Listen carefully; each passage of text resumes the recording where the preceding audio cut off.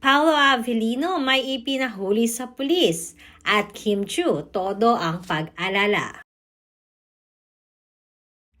Maugong nga na pinag-uusapan ngayon sa social media ang mga naging kaganapan sa bahay ni Paolo Avellino nitong mga nakaraang araw.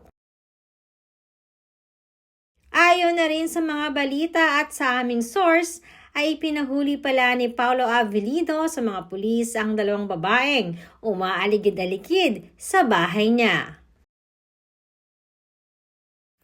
Ayon pa nga kay Paolo ay hindi na di umano niya pa matiis ito dahil nababahala na siya sa mga maaaring gawin ng dalawang babaeng ito. Ayon din sa aming source, ang mga ito pala ay tagahanga mismo ni Paolo Avellino.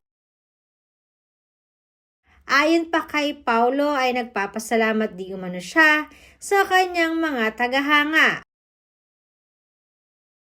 Subalit dapat di umano ay alamin ng mga ito ang limitasyon bilang isang fans.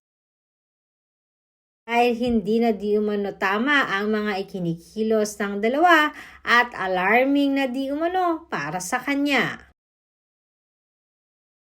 At mukha pa di umanong obsessed ang mga ito kay Paolo.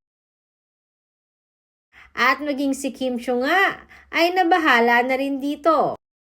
Dahil nang minsan di umanong duman siya kay Paolo, ay nandoon din ang dalawang babaeng ito. Bagay na hindi na rin ikitanahimik ni Paolo noon pa man. Kaya naman nag-decide na nga si Paolo na ipahuli ang mga ito. Dahil nung una pa di umano ay para bang nagmamatsyag na itong dalawa sa bahay niya.